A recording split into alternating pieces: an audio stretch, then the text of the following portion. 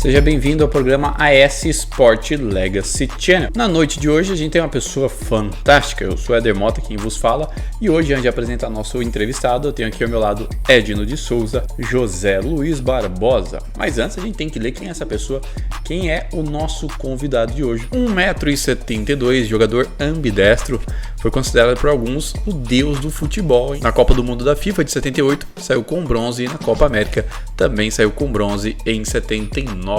É com grande satisfação que o nosso convidado de hoje é o grande Zico. Boa noite para todos, é um prazer estar aqui. Zico, para darmos início, gostaríamos de saber quem é Arthur Antunes Coimbra. Olha, Arthur Antunes Coimbra é um jovem da classe média, né? Um menino que sonhava por ser rubro-negro, né? Que um dia pudesse vestir a camisa do seu ídolo, que era o Dida na época, né? E Deus foi muito generoso comigo, que me deu muito cedo tudo isso. É um cara de uma família filho de um alfaiate, uma dona de casa, trabalhava bastante para sustentar os 6 filhos e dando muita educação, valores.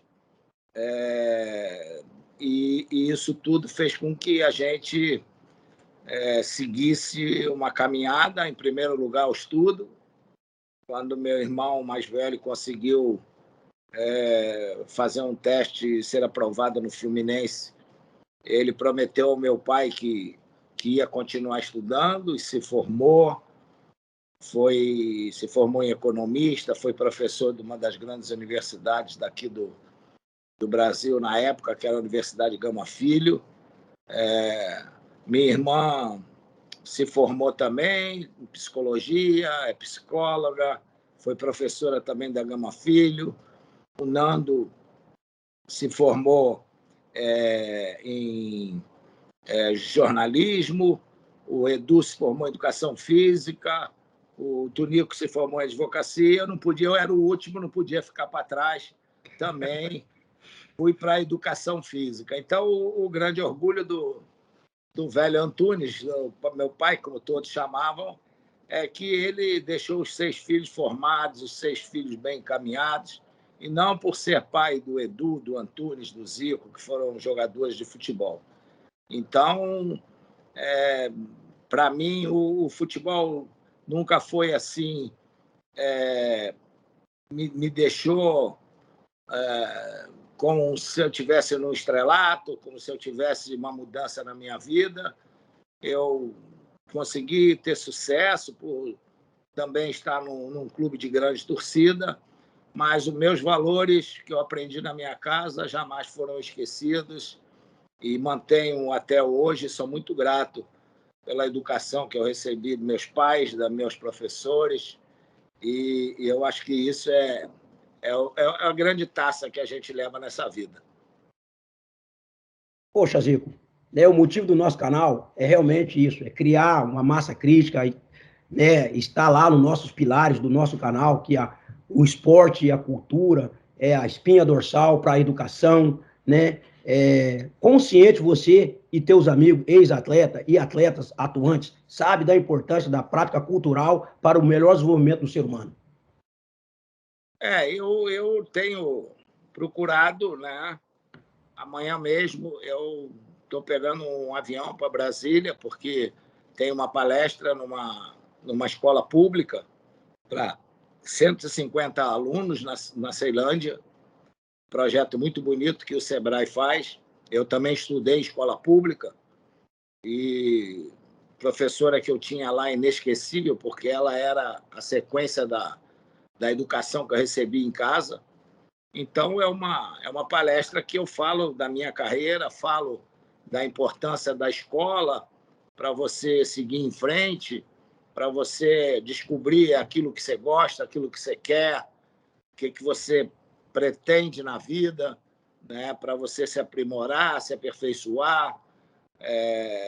Então, a escola com o esporte deveriam andar sempre juntos, né? Educação e esporte têm que andar sempre juntos, né? A gente precisa da escola para seguir no futebol. O futebol é um esporte, por ser coletivo, que educa, que tem suas regras, sua disciplina, você tem que respeitar o companheiro, né?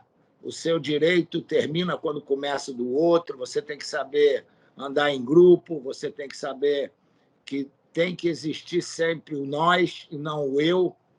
Você sabe bem, o atletismo tem esporte individual, mas você tem aquele momento do revezamento, que é uma equipe. Então, tem que se passar o bastão certo, tem que as pessoas estarem bem preparadas para um ajudar o outro, não ter melindres, não ter vaidade. Então, eu acho que o futebol dá muito nisso, né? Porque o futebol não tem religião, não tem credo, não tem cor.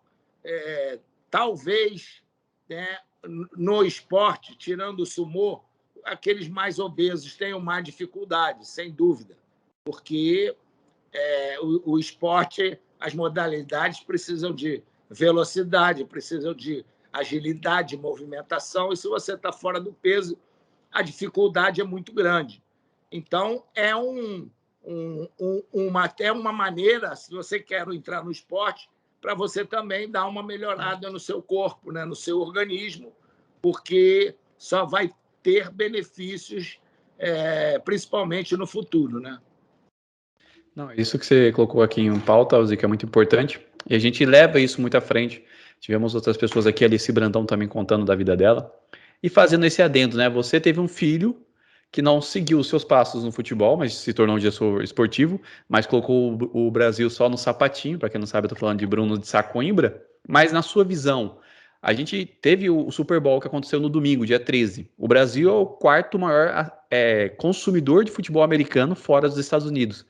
O que falta para o brasileiro ter uma visão assim, consumidor de arte em geral, não só do futebol e também de outros esportes? O que você acha que falta nisso? Eu acho que falta maior divulgação de tudo, né? De trazer o benefício que faz. Eu, por exemplo, estava lá com a minha televisão ligada, por gostar de esporte, vendo com a Sandra, e ela dizendo: você entende dessa regra aí? Eu falei, eu passei a entender. Quando eu fui operar o joelho, eu estava na cama lá em Alabama, Houston, aliás, e eu pedi informações qual era a regra, que eu queria tá entendendo do jogo. E era um jogo dos caras, foi até citado ontem que ele era o quarterback do San Francisco 49ers, né? Um antigo. O Montana, era o jogo, Montana. Joy Montana, isso mesmo. E era o clássico contra o Jets de Nova York. Foi um dos maiores jogos que eu vi. E ali eu aprendi a regra. Então, toda vez que eu posso, eu estando aqui, não estando no meu trabalho, eu assisto essa final, assisto outros jogos também. Então, eu procuro sempre saber as regras de outras modalidades, porque isso é importante para a prática do esporte. Eu morei num país muito tempo, no Japão, que, cara, todas as modalidades eles procuram informar, fazer um trabalho muito legal, mostrar a importância daquele trabalho para a sociedade. E, às vezes, você tem certo biotipo que pode servir para aquela modalidade, não serve para outra. Então, se você tiver conhecimento, noção daquilo que está sendo realizado, é muito gostoso, né? Porque no fundo, qualquer modalidade esportiva tem um sentido da emoção que a gente leva. Você conhecendo a regra do jogo, fica tudo muito mais fácil. Você não pode, aqui no Brasil, aquele preconceito, porque é um jogo, porque todo mundo correndo, esbarrando e tal. Você acha que, se não fosse emocionante, não teria lá 80 mil pessoas dentro? Pô? Entendeu? Só que eles conseguem fazer, além do jogo, um show, um espetáculo. Aquele show do intervalo foi maravilhoso, foi um negócio assim fantástico. Então, eu acho que a gente tem só que bater palmas, né? E agradecer por estar tendo essa oportunidade, no mundo globalizado que tem hoje, de estar assistindo um evento como esse de ontem, né? Verdade. E aproveitando esse gancho que você está dizendo, né, sobre toda essa tua experiência, essa tem sido a nossa temática aqui. Por quê? Você imaginou o Zequinha com esse biotipo dele correndo desse jeito? Se não fosse o atletismo, dependesse só do futebol, ele seria o quê? Ele poderia ser um bom ponta-direita no futebol. O problema falta habilidade. Aliás, a bola Zico, no pé, Zico. Aí tem esse negócio também. Mas aí você dá uma treinadinha nele só, domínio de bola e cruza, e só isso, não precisa fazer mais nada. Zico, Joga a bola na frente e cruza. Zico, vou falar uma coisa pra você. A época que ele veio, vou falar pra você, o cara mais grosso que a gente pode falar que existia, jogaria em qualquer time na atualidade. Eu tive um lance maravilhoso com o Robson Caetano, porque o Robson Caetano, às vezes, estava em Brasília, ele jogava a mesma pelada que eu. E a gente jogou junto. E eu lancei uma bola para ele na direita, e o nosso campo, no final, era uma descida, um morro. E ele correu, não conseguiu frear, desceu o morro. Olha, cadê o Robson? Sumiu. Ele desceu e foi embora à direita. Viu, Zico? Aqui dando uma palhinha para você. Tinha um cidadão na minha cidade que em Corumbá tem muito marinheiro, era time do Rio de Janeiro, muito time do Rio de Janeiro. E quando ele morou em Três Lagoas, eu adquiri esse apelido por causa do Zequinha do Botafogo, ponta direita do Botafogo, na época dos anos 60.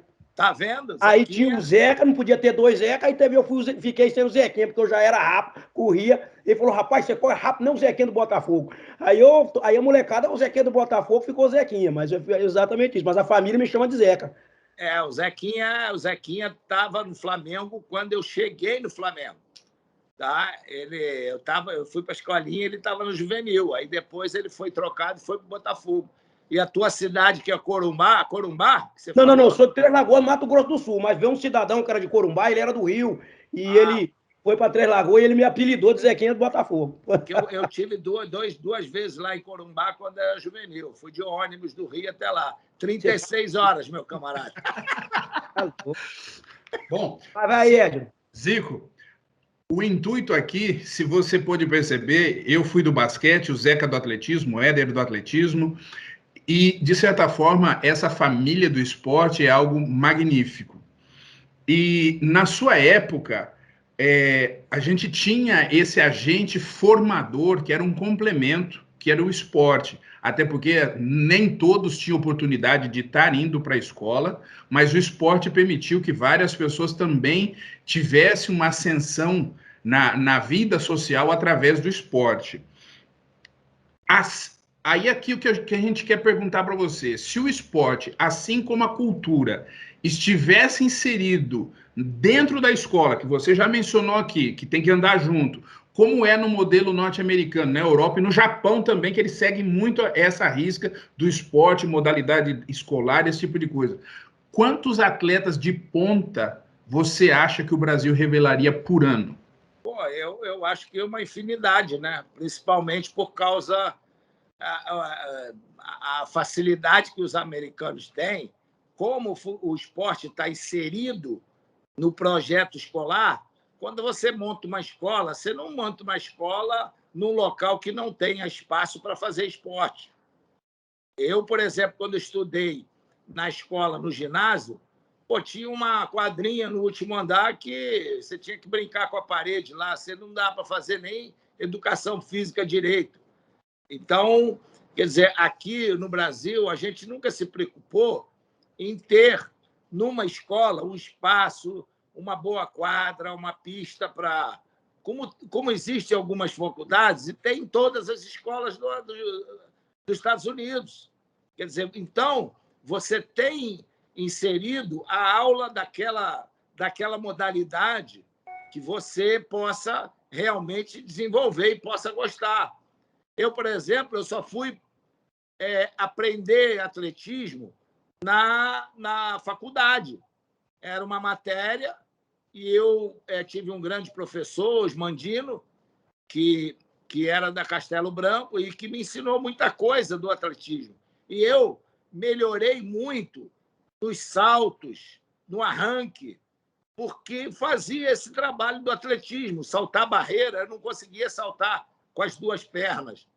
Eu tinha que saltar mais com a esquerda, que era a minha perna de impulsão.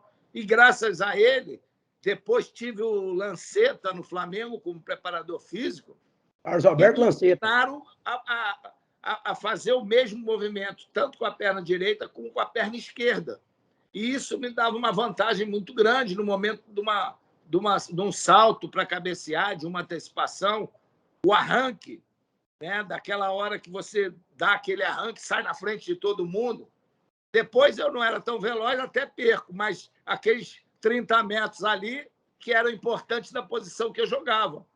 Então, na escola do Brasil, você não aprende isso logo de cara.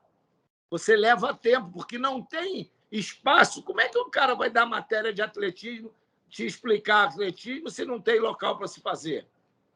Então, eu acho que o que falta no Brasil é isso. Quando você vai, vou criar uma escola, vou tentar... Vamos ver, tem área para a prática do esporte? Tem lá uma quadra, um campo, uma pista, para você fazer realmente as modalidades serem aprendidas desde cedo. Isso é que eu acho que a diferença nossa é essa. Então, os caras demoram a ter gosto por certas modalidades. Poxa, você falou tudo, Zico. É algo assim impressionante. Mas o objetivo nosso aqui é tentar mudar esse mindset, essa cultura, mudar um pouco. Zico, nosso país, desde a sua fundação, foi ser um país que alguns sempre exploraram e a maioria trabalhava e trabalha para oferecer esse tipo de condição. Como nos educar nunca foi o foco, a pergunta que eu tenho para você é a seguinte: em tua carreira esportiva, quão difícil foi e quão difícil você achou que era para estudar e jogar futebol? Eu acho, o primeiro, né, o fato de eu ter tido exemplos dentro de casa, para mim foi importantíssimo, porque meus irmãos, como eu disse antes, eles só jogaram futebol se eles continuassem a estudar. Esse era o objetivo, o desejo do meu pai. Então, todos eles cumpriram. Eu fui o último, peguei já a porta aberta, né? Mas em nenhum momento eu deixei de cumprir com aquele objetivo. Então, eu tive a compreensão também do meu clube, o Flamengo, que me apoiou e me dava condições de eu, às vezes, mesmo quando já estava no profissional, não ir para a faculdade, não precisava estar na concentração, ou sair um pouco, às vezes, mais cedo para poder chegar a tempo na aula da faculdade, exceto viagem, dia de jogos, não. Então, até os professores mesmo entendiam isso. Mas, na minha base, a gente treinava de acordo com o horário de aula. Então, se eu, por exemplo, eu treinava quando eu estudava à tarde, eu treinava de manhã.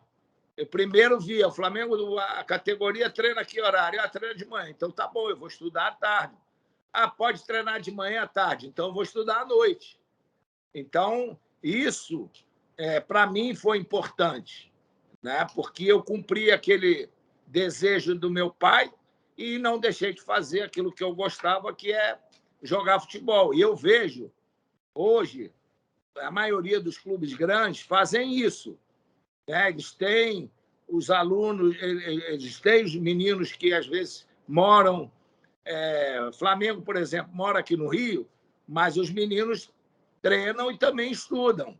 Então, eu acho que isso é importante. O clube dá essa condição para que o menino entenda a importância do estudo, a diferença que vai fazer para ele no futuro.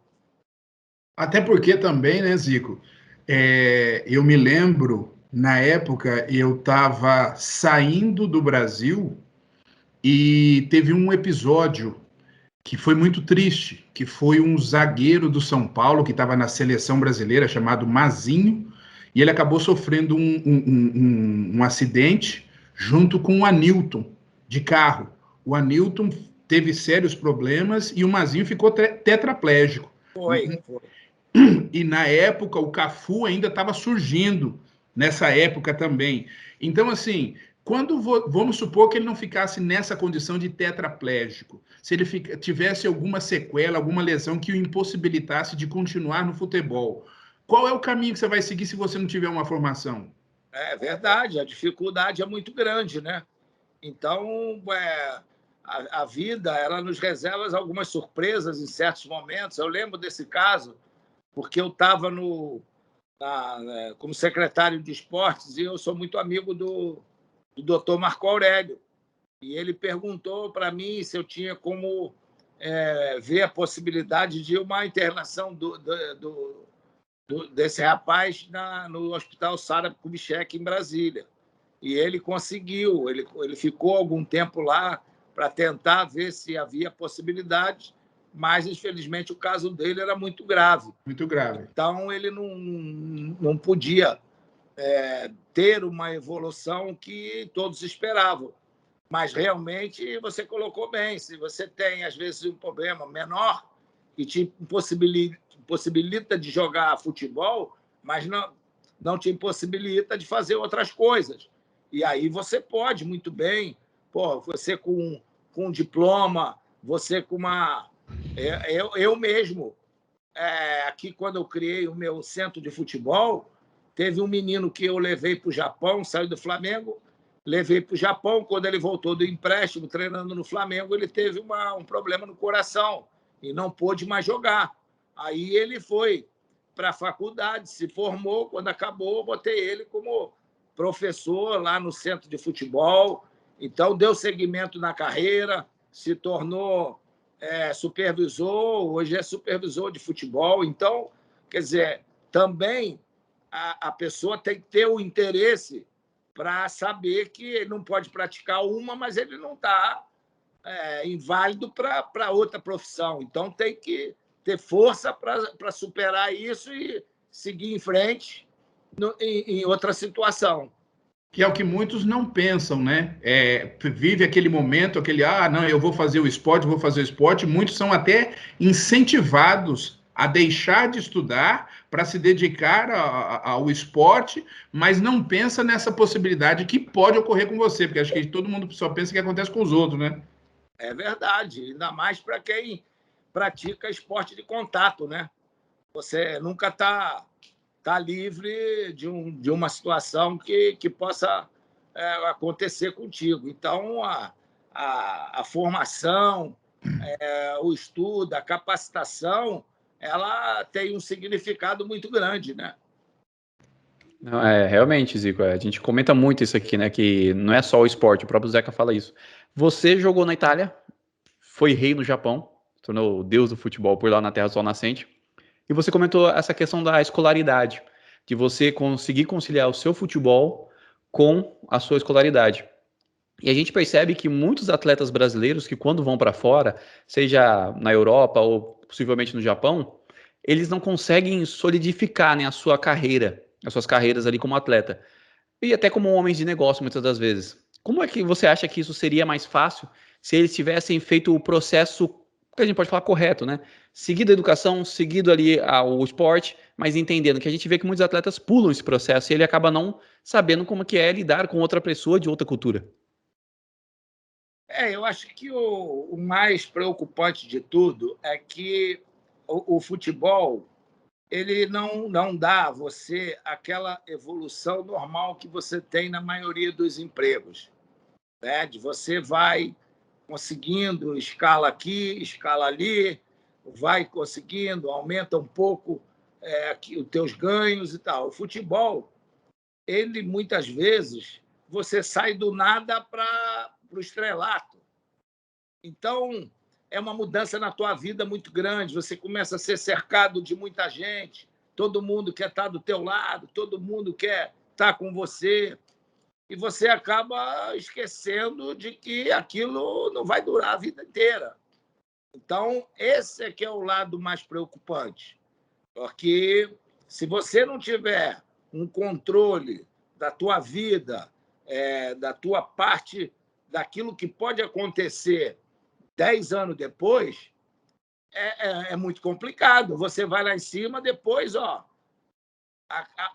caixa começa a cair, e aí só sai, você não tem nenhuma outra profissão, então você começa com um estilo de vida, e depois, quando você para, você não tem outra profissão que vai te dar os mesmos rendimentos que aquele que você estava. Então, você está vivendo aquele mar de rosas e tal, e você esquece do que vem pela frente. Aí você, de repente, para. Aonde que você vai encontrar emprego ou uma coisa, se você não tiver uma formação, não tiver uma possibilidade de conseguir entrar de alguma forma no mercado de trabalho? Aí, meu filho, você pira. Aí a tua cabeça complica. Então, eu acho que o maior problema é justamente esse, né? É você ir do 0 a 100 em 5 minutos e, aquilo aqui tem um tempo, normalmente tem um tempo determinado, e a gente já viu muitos casos de acontecerem isso no futebol, né? Não só no futebol, como outros esportes profissionais. Aqui nos Estados Unidos isso é normal. Inclusive, o Reinaldo Neymar, que veio aqui, que foi o ano passado, uma das funções dele, como hoje ele é um manager, um agente, ele educa os atletas a cuidar dessa parte financeira, que muitos acabam ficando realmente, igual você falou, em situações precárias depois de ter tido bastante sucesso, e aí é bastante difícil você fazer essa adaptação, porque o esporte, né, parece que tudo vem na tua mão, parece que vem tudo dado para você, não é assim. Dá essa ilusão, mas não é assim. Verdade, claro, é verdade.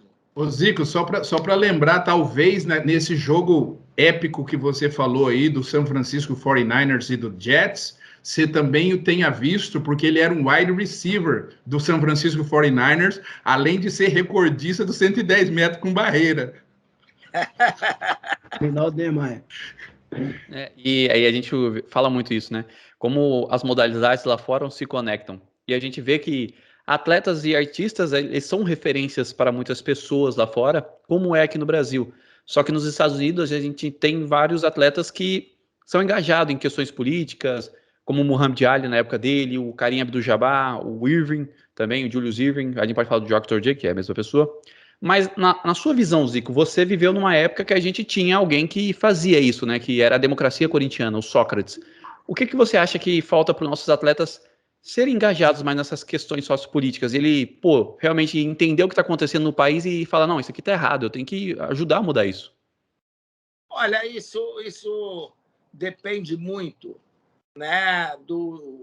Eu acho que você, para dar uma opinião, você tem que estar com um embasado de um certo conhecimento daquilo que você está falando.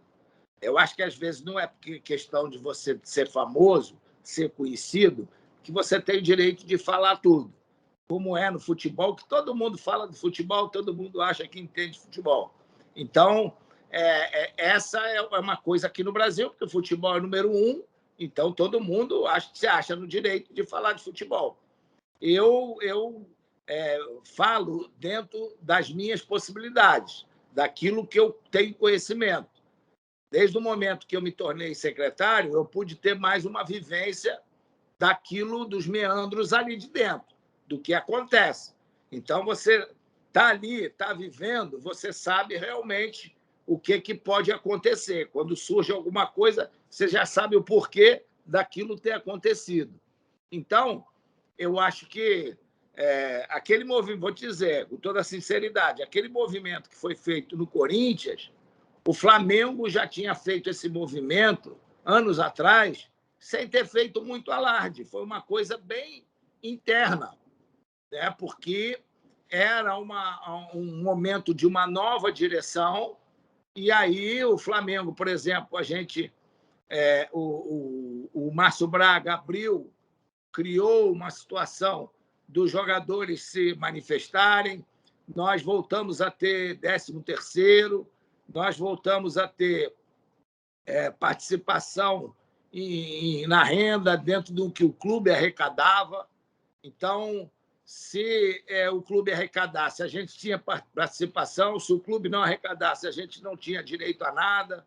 Então, foi tudo questão de ter diálogo, né? Eu acho que o problema da democracia corintiana foi muito dessa falta de diálogo. Então, os jogadores se juntaram com um dirigente, que era acho que o Adilson Monteiro, se não me engano, e fizeram aquele movimento todo.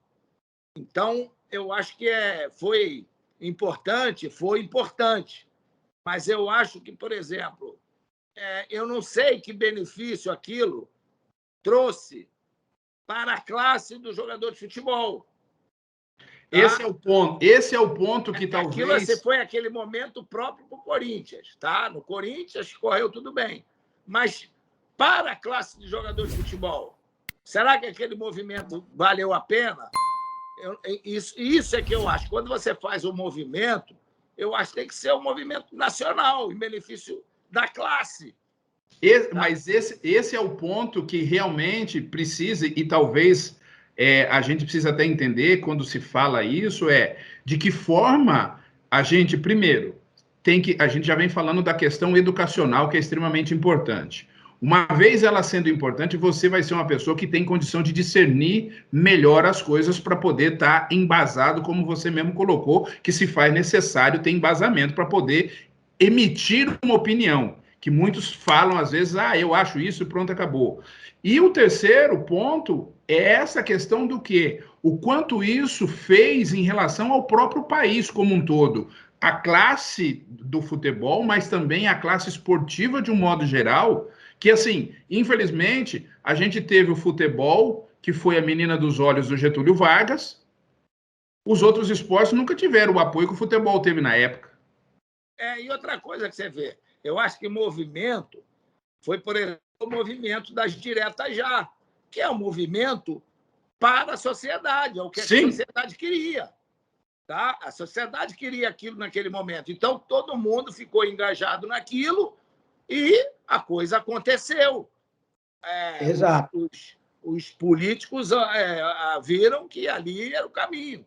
Então, por exemplo, quando você vai fazer um movimento no teu clube, é difícil, porque cada clube tem um estatuto. Cada clube foi criado de uma maneira. Então, nem todos são iguais. Por exemplo, na hora de... Você vai fazer uma eleição no Vasco, é uma forma. Vai fazer no Flamengo, é outra. Vai fazer no Corinthians, deve ser outra. No Palmeiras, é outra. Então, quando você quer fazer um movimento, vamos juntar tudo. Qual é a melhor situação para isso aqui? O que é preciso? Aqui está precisando assim, assim, assim. Quando eu fui secretário, que a minha equipe, nós criamos a lei nova no desporto. Cara, nós ficamos 4 meses, fomos aos Estados Unidos, fomos à Europa, fomos a Barcelona e Portugal, fomos na Ásia, eu tinha... Né? E o que aconteceu? Nós adaptamos tudo que tinha de moderno naquela época e trouxemos para o Brasil. Chamamos todas as entidades que quiseram participar, clubes, federações, confederações, para dar subsídios, o que eles precisavam. Eles não acreditavam muito no que poderia acontecer. Então, criamos uma situação que amanhã ninguém ia poder dizer não, eu não participei, eu não dei opinião. Não foi porque não quis, porque não teve uma entidade de esporte que tenha recebido a solicitação para enviar situações para nós. E nós fizemos uma nova lei que democratizava o esporte. E olha que a única confederação que não me apoiou foi o futebol, hein? Por incrível que pareça. Porra, que santa ironia, Zico! Mas você vê, porque lá o presidente era Ricardo Teixeira, então é melhor a gente não falar nada, né? Deixa lá no canto. Então, passa para frente, ainda bem que ele não apoiou, não me apoiou, graças a Deus. Pô, mas é que a escola dele já era uma escola muito mais tradicional, João Avelange, esse negócio aqui. Exatamente. Então, eu acho que isso realmente é um movimento que tem que ser um movimento mais amplo, né? Para todos. O que você vai trazer de benefício? Eu sei que eu trouxe benefício para o vôlei, para o basquete, para atletismo, para natação, para o handebol, para os paralímpicos. Eu, como secretário, fui o primeiro a criar um departamento de pessoas portadoras de deficiência. Então, hoje, você vê o que é a Paralimpíada, o que representa o Brasil. Então, eu tenho muito orgulho da minha passagem lá como secretário. A natação não tinha nada. Eu consegui o melhor patrocínio dos Correios, ficou anos e anos, né? E tive bastante contato com Gesta para o desenvolvimento do atletismo, para poder os atletas brasileiros participarem das competições. Não teve uma modalidade, Zequinha, Éder, que deixasse de competir e representar o Brasil, porque algumas tinham recursos, outras não. As que não tinham competições, a gente dava os recursos para eles participarem. Pô, maravilha você tocar nesse assunto, porque voltando à época, você foi... A gente estava nessa transição entra num processo democrático, entra o governo Collor, você se torna o secretário nacional justamente no governo dele, e o que você viu lá, que por tudo isso que você fez, mesmo assim você não ficou por muito tempo. O que você viu lá dentro que você falou, pô, não dá para continuar aqui? Porque o que aconteceu? Ele pediu, dentro da proposta dele, para todas os ministérios, secretarias, apresentar alguma coisa num período de 6 meses, aí, mais ou menos, que ele queria, dentro daquilo que foi a proposta de campanha dele. Em 4 meses, nós estávamos com essa proposta pronta. E fomos conversar com ele, apresentar o trabalho. Ele nos deu uma audiência de 2 horas. E ele, por ter sido presidente de uma equipe de futebol em Alagoas, ele debateu o tempo todo com a gente sobre isso, aquilo, tal e tal, e nós lá fazendo a apresentação do projeto, tudo bem. Acabou, ele ficou encantado, primeiro que vem aqui me apresentar aquilo que eu queria e tal, que era participação de outras entidades, uma democratização das eleições nas confederações, federações, aquela coisa toda. E aí, tudo bem, provou e tal, vamos encaminhar aquilo para o Congresso, né? E aí, passou 1 mês, passou 2 meses, 3 meses, e ele nem audiência mais tinha comigo. E eu estranhei aquilo, né? Porque, poxa, a gente apresenta o trabalho. Ele, dentro do projeto, tirava muito poder das federações.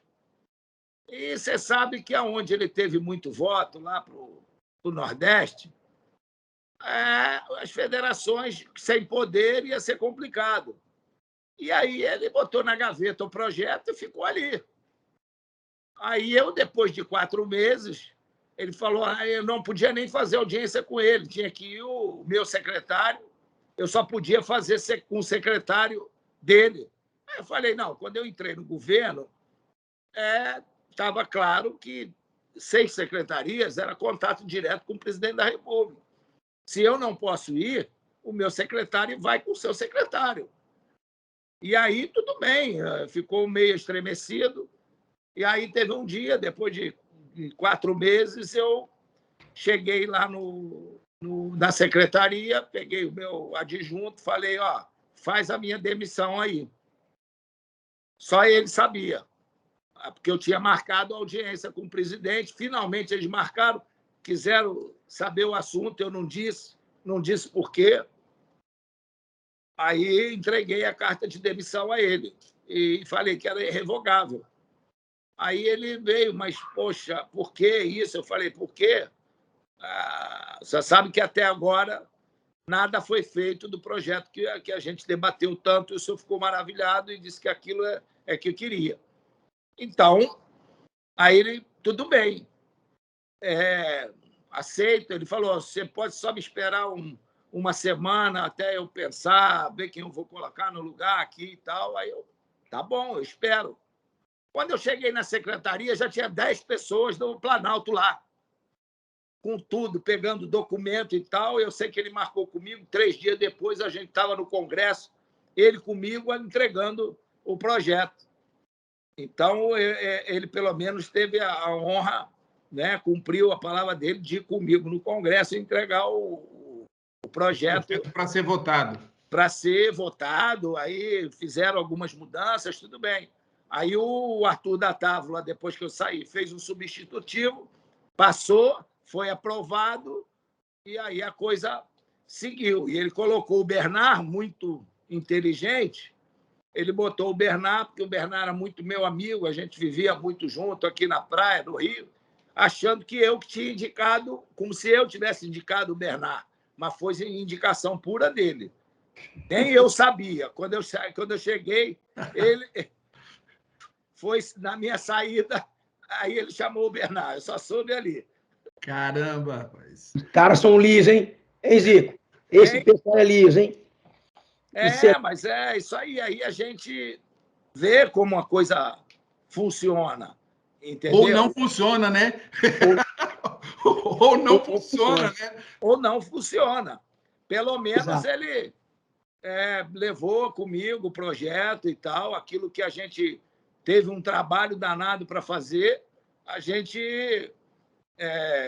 quanta gente se desgastou ali e participou, gente do esporte. Então, eu acho que foi de qualquer maneira, mesmo com algumas mudanças e tal, que foram poucas, mas foi um grande avanço para o esporte brasileiro. Bom, Zico, sensacional. Tirou essa dúvida, porque na época eu estava e a gente ficou maravilhado como atleta na época, tudo que fomos. Eu lembro que eu, Joaquim, Agberto, todo Marcos Vinícius Freire, puta, agora vai, porque o Zico não sei o quê, porque você é uma pessoa ilibada, correta, e tinha força, tinha representação, que foi aquele tal negócio, né? Na hora que a gente pensou que o negócio ia andar, você estava saindo. Não deu nem tempo da gente ficar, só ficamos com aquele gostinho assim, não deu nem para realmente ver o que você poderia fazer. Mas, Zico... Se eu ficasse lá, eu acho que o projeto ia estar na gaveta até hoje. Isso é muito triste, Zico. Muito, sem dúvida, é muito triste. Beleza. Zico, é o seguinte, por causa do beisebol, nós aqui sabemos que o Japão tem um sistema que nós entendemos ser muito útil ao Brasil. Qual a tua opinião sobre o sistema semiprofissional das empresas no Japão? Dando um exemplo lá do Kashima Antlers, né, que era um time de empresa semiprofissional. Como é que você entende isso aí? Olha, eu acho que o Japão conseguiu, através desse tipo de trabalho, fazer com que houvesse uma motivação muito grande para a prática do esporte. Porque, primeiro, eram empresas, né, que tinham os nomes. E depois do futebol, vieram os nomes das cidades e tal. E isso também já acontecia no beisebol, acontecia no vôlei, acontece no basquete. Então, você cria uma identificação da empresa com a cidade. Então, poxa, é o Kashima da Sumitomo, que era grande investidora, hoje mudou para a Mercari. Há essa ligação, então tem um ganho muito grande, todo mundo. E o torcedor acaba se identificando com o clube daquela cidade. Kashima... Como acontece aqui, né? Exatamente. Los Angeles Lakers, Utah Jazz, Exatamente. São Francisco 49ers. Exatamente. Então, New York Jets. Eu acho isso de grande importância. Mas nós, como nunca tivemos essa cultura aqui do esporte, você lembra que o vôlei, o momento maior do vôlei aqui no Brasil, foi justamente quando se tinha o nome das empresas à frente. Bradesco, Pirelli. Entendeu? E ninguém deixava de ir para ver um grande espetáculo, porque era o nome de uma empresa. Entendeu? Se tivesse o nome do clube, melhor. Agora, juntar o clube com a empresa não teria nenhum problema. É difícil você pegar um time de 100 anos, você botar uma empresa do lado e chamar aquele time de empresa. Não adianta, que não vai conseguir. Agora, em outras modalidades, eu acho que isso poderia ter tido mais sucesso aqui no Brasil. Tá? Até a própria várzea no Brasil, ela poderia ser sustentada por esse sistema. Mas o que acontece no Brasil também é que a mídia, a televisão, sabe? E eu tive alguns conflitos nesse sentido. Ela, se tiver o patrocinador daquele jogo para ser transmitido, ela não vai falar o nome do time, pô. Ela vai criar outro nome. Não vai Acontece falar o nome da empresa. RBR, em vez de falar Red Bull, fala RBR. Exatamente, sabe? Então, eu acho que isso é o grande problema. Porque você vai no Red Bull, tá botando lá o nome, o Red Bull não é um aproveitador que está ali naquele momento bom do time, está botando lá para você usar o bonezinho, a camisa. Não, é o grande patrocinador. Você faz um grande time... Patrocinador master. Então, esse nome tem que aparecer, cara. Não tem por que cortar. Eu lembro que tinha televisões que o Ayrton Senna ia dar entrevista, ele cortava o Banco Nacional aqui, cara. O Banco Nacional é uma ligação muito grande com o cara, entendeu? Então, pô, você tem que também dar a sua contribuição nesse sentido, cara. E aí aí se criou essa situação e aí, lógico, as empresas, as televisões normalmente têm os seus patrocinadores, aí as empresas saem fora, né? Beleza.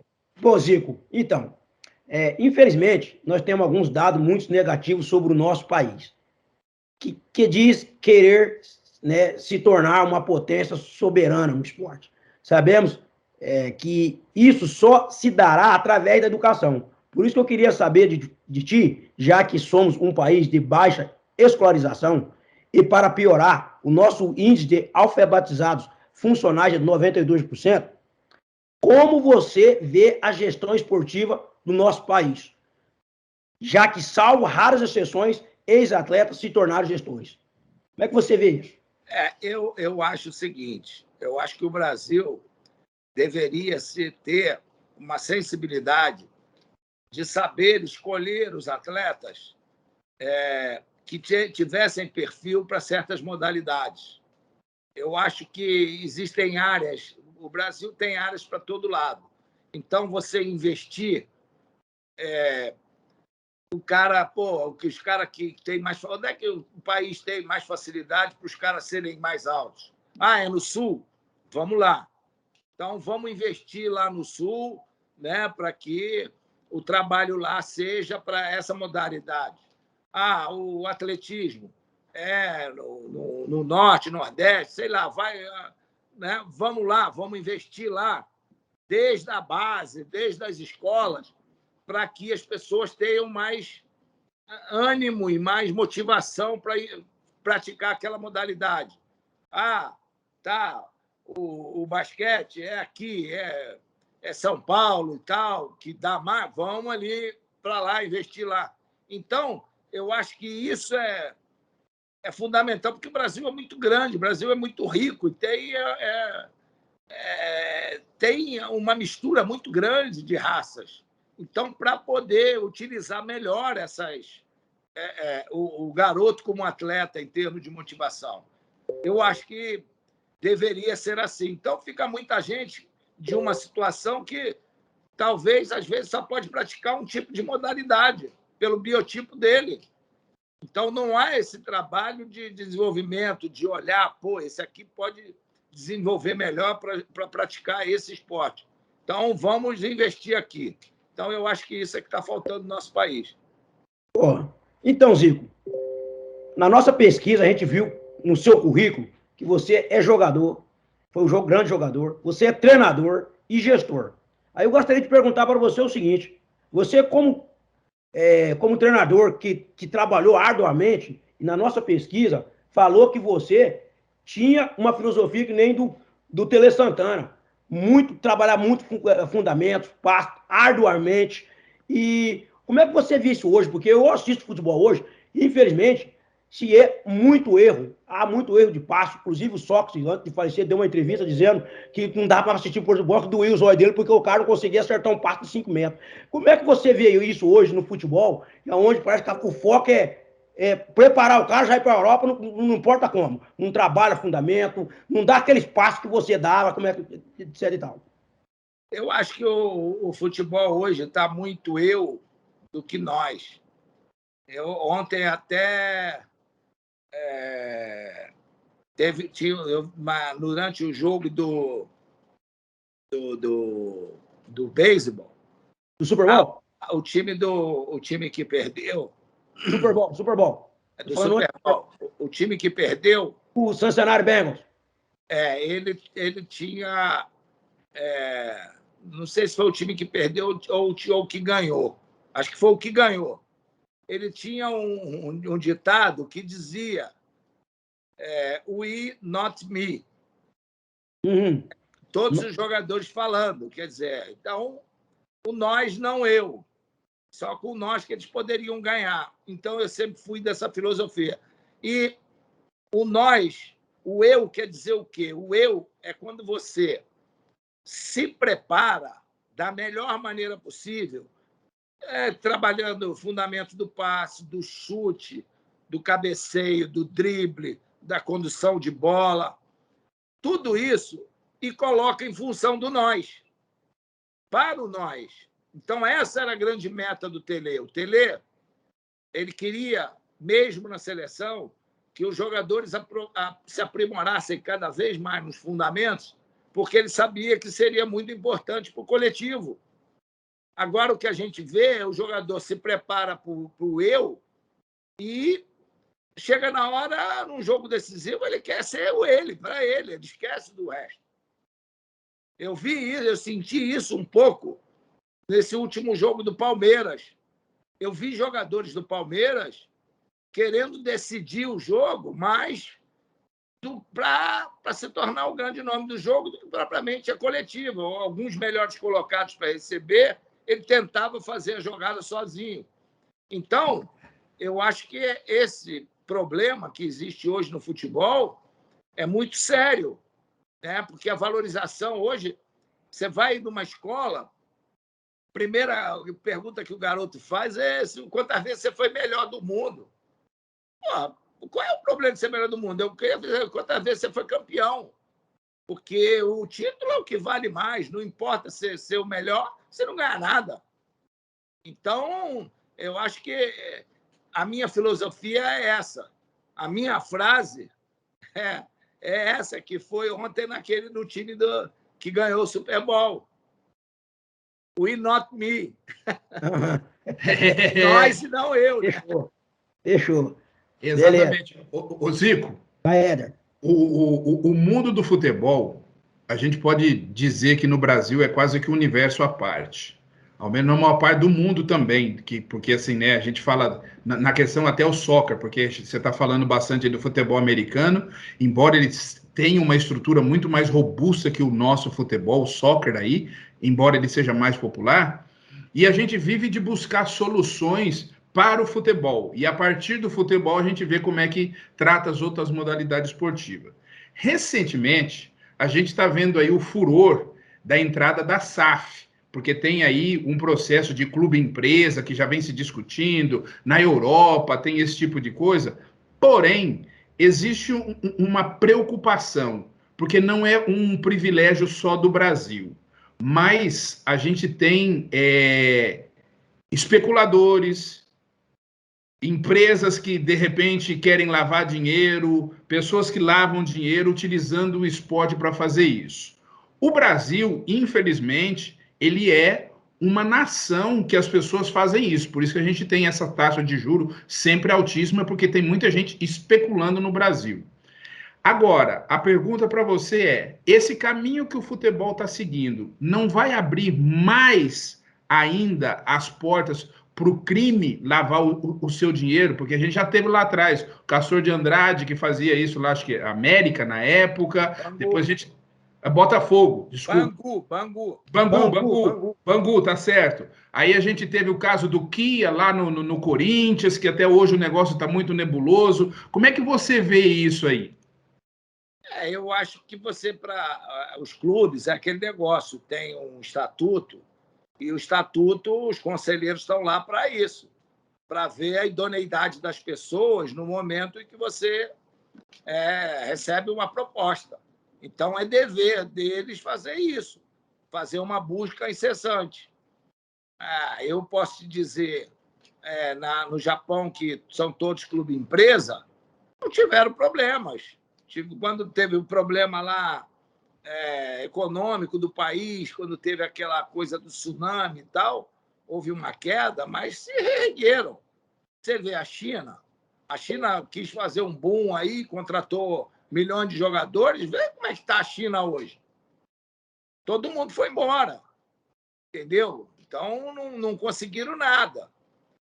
Então, eu acho que, por exemplo, aqui no Brasil ainda há uma resistência muito grande dessa questão de uma empresa ou de um empresário, como, por exemplo, o Chelsea, né? Que tem lá o Abramovich, como tem o Milan e a Inter de Milão, que foram dois empresários, como é o Manchester United, Manchester City, Paris Saint-Germain. Quer dizer, são caras que são donos das maiores ações, e aqui é diferente. Então, essa SAF pode ocasionar isso. Agora, depende de quem vai aprovar isso. Então, quem vai aprovar é que vai dar o aval da idoneidade das pessoas, no momento que ela entra no clube e toma conta. Então, se hoje os clubes estão endividados todos, para onde está indo esse dinheiro? Então, não é pela pessoa que vem que vai deixar o clube com problema. Poxa, não tem pessoa nenhuma, é uma equipe, está todo mundo endividado. Então, eu acho que tem gente por bem e por mal, em qualquer área. Sim. Tá? Então, isso aí não tem jeito. Isso aí não tem jeito. Complicado. Essa era uma provocação mesmo, Zica. A ideia era justamente fazer esse exercício aqui, porque a gente vê muita coisa acontecendo e não vamos tratar assim como se fosse um privilégio só do Brasil, não. Não, claro. Isso é uma coisa mundial. A gente sabe aí que tem sheik árabe aí que tem um monte de esquema lá e lava dinheiro em outros lugares, ex-funcionário do russo, você que teve lá no CSKA, lá você deve saber, os caras... E outra coisa, ainda pior, tem essas pessoas que têm alguns laranjas que são donos de 3 clubes no mesmo campeonato. E aí, no momento que um que está melhor precise, aí tem acordos lá para o cara aliviar. Me alivia hoje que eu te alivio mais à frente. Então, tem essa troca também. É o mesmo dono, coisa que é proibida pela FIFA. Mas não, ninguém bota as claras, mas a gente sabe que tem. Foi que nem aquela história, viu? Essa que você falou aí, foi que nem a história do Ben Johnson. Todos nós sabíamos o que o Ben Johnson fazia, mas ninguém podia falar. Enquanto for pego, você tem que ficar na tua. Mas a gente sabia. Tem Não prova, só o né? Ben Johnson, como outros também. Tá? Estou dando um exemplo disso para você entender. Você não Entendeu? tem prova, Mas, né? Não pode acusar, né? lógico, não tem prova, não pode acusar. Zico, como dito anteriormente, o nosso trabalho é unir força, né, esportiva, culturais, para contribuirmos com o melhor desenvolvimento do nosso país e diminuirmos drasticamente todos esses males mais evidentes na nossa sociedade, né? Invasão escolar, criminalidade. E nós sabemos que o esporte, né, o esporte e a cultura é uma ferramenta fundamental nesse processo de desenvolvimento do ser humano. Estamos nós aqui que somos exemplo disso aí, né? Por isso eu queria saber de ti como podemos nós unir forças pessoais, sociais, para trabalhar esse movimento em prol da educação. Porque o meu objetivo, Zico, é unir pessoas como você, por isso que eu falei com o Leci Brandão, falei com o Joaquim, para a gente fazer do nosso país e dar uma visão melhor, que nem você fez essa lei aí, que infelizmente, né, a gente queria que você ficasse lá por 10 anos, mas a gente não conseguiu. Como é que a gente faz para unir essas forças? Porque nós estamos aqui nesse objetivo. Olha, Zequinha, agora, antes de ir lá em 2018 para o Japão, eu tive participando, fui presidente do CNA, o Conselho Nacional dos Atletas. Isso. Que estava o Las Grael, estava isso. A Paula, enfim, diversos atletas de todas as modalidades. E a gente fez diversas reuniões, né? E, sabe, eu achei ali que eram muitos movimentos, sabe? Em vez de você ter um movimento só e todo mundo unir forças, aí é um movimento daqui, é um movimento dali, sabe? E aí Isso entra no que você acabou de falar em relação ao time. É mais o eu do que o nós. Exatamente. Então fica difícil, cara. Aí você, na hora que tá pensando em fazer alguma coisa, aí o cara faz porque é a questão do lado político, né, de quem ele vai apoiar. Então, eu acho que acaba havendo um descrédito muito grande. Quando surge algum grupo para tentar fazer alguma coisa, parece que o pessoal, vem mais um aí e tal, não vai conseguir nada. Então, eu acho que esse é o grande problema do esporte. Não há uma unificação de que, bom, a gente tem isso aqui vai até o fim, independente de quem seja, lado político ou não. Então, hoje, aqui no Brasil, está havendo uma dificuldade muito grande, porque alguns apoiam um cara, outros apoiam outro. Então, quem apoia o cara daqui, esse daqui não vai para lá, e o de lá não vem para cá, independente de ser uma coisa importante para a sociedade. Mas volta mais uma vez, né? A questão do eu e não do nós, né? Que você acabou de falar. Então, exatamente. Então, isso está problemático. E é porque o intuito desse canal aqui, Zico, é o nosso. É unir. Então, por isso que eu gostaria de saber, né? A gente poderia contar com você, se caso a gente precisasse, porque a gente está no sentido assim, você é uma voz, é uma pessoa competente. Eu quero usar o quê? Da sua inteligência, da sua competência. O que você construiu como jogador é uma coisa sua, mas essa sua inteligência, essa sua capacidade, esse conhecimento tem que ser passado. E é o que a gente busca aqui, é passar conhecimento, porque o conhecimento, ele é um dom, né, que serve para a eternidade, né? Claro. Isso você vai falar nas escolas. É lógico. Eu tenho sempre prazer em ajudar o esporte. Tá? E Zico, chegando nessa fase do esporte, você passou por várias nações, várias culturas e coisas do tipo. Você vivenciou muitas coisas que muitos de nós aqui, a gente vai até levar terra na cara e não vai ver. Mas como é que você entende que a gente consegue virar essa chave no nosso país, essa chave de tecnocratas, tomadores de decisão? Que nem um grande técnico falava, a grande faculdade da axiologia, e ninguém sabe realmente o que está falando. Como é que você acha que a gente pode fazer isso virar na cabeça das pessoas?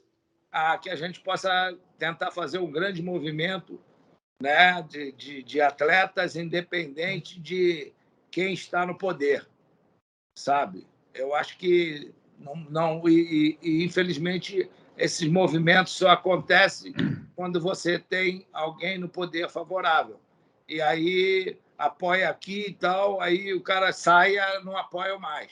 Entra outro com outro. Aí esse é o problema. Tá? É a gente tentar criar... o ideal seria que a gente tivesse um poder independente, mas fica difícil para você ver qualquer tipo de situação aprovada. Tem que haver uma boa integração de todos, com um pensamento só um, dependente daquilo que você pense politicamente. Que politicamente a gente não vai chegar a lugar nenhum.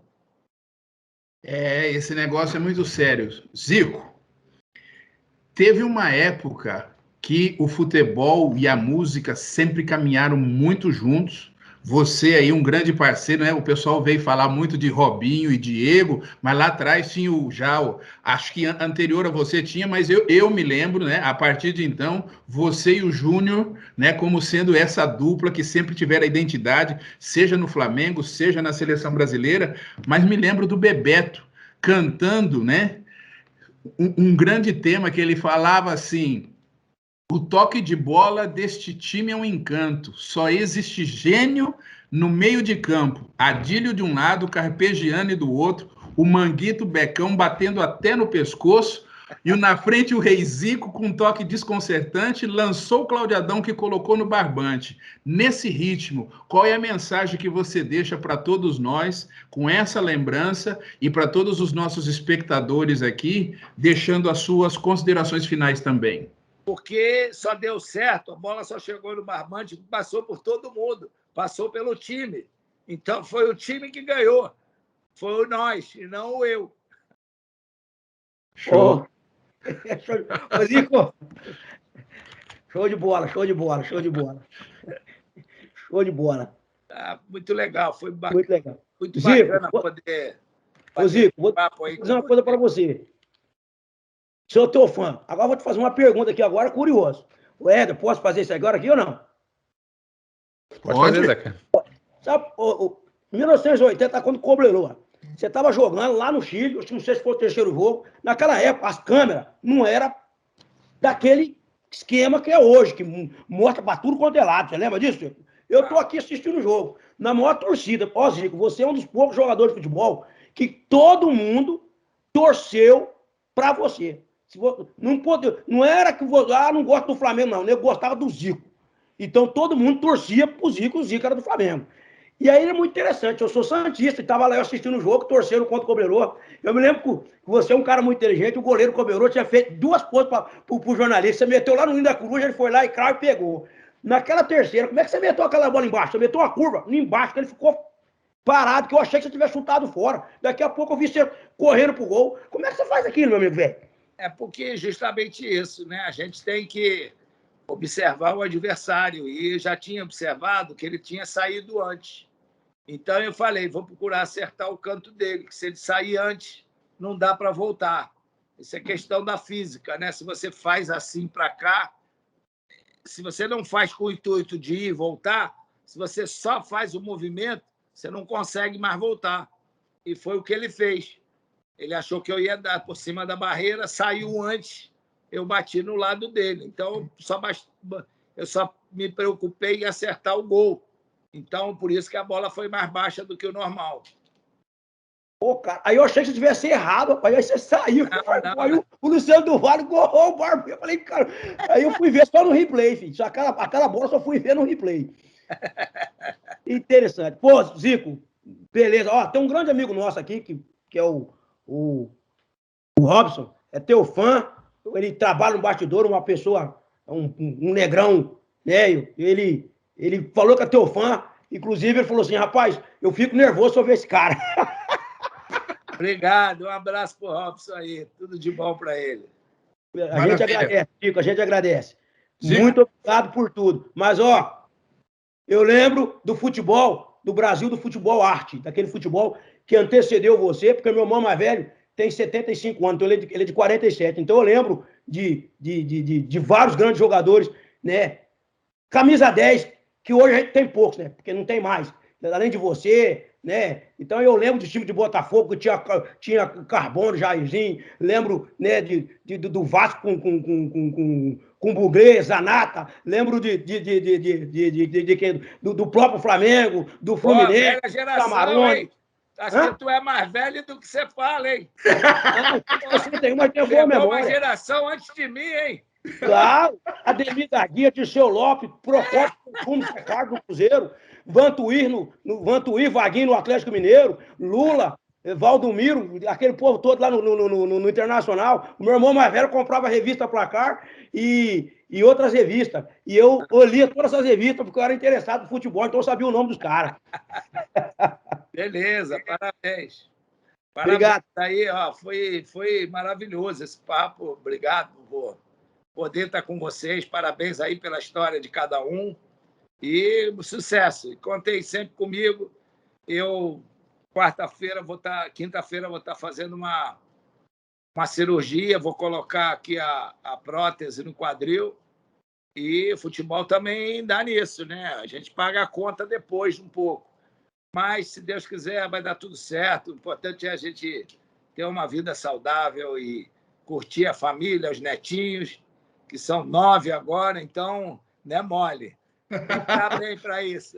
Zico, nós vamos orar por você, que essa cirurgia seja bastante sucesso. Vou colocar você nas minhas orações. Amém. Obrigado.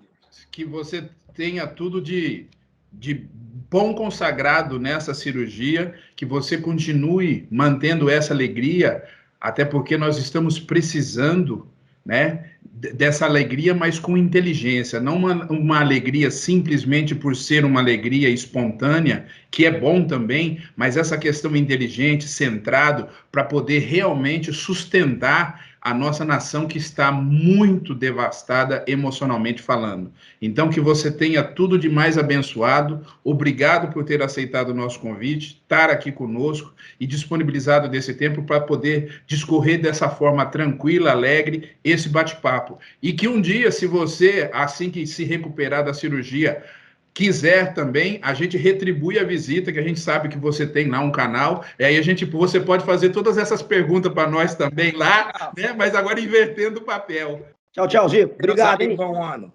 Obrigado para nós. Tchau, tchau.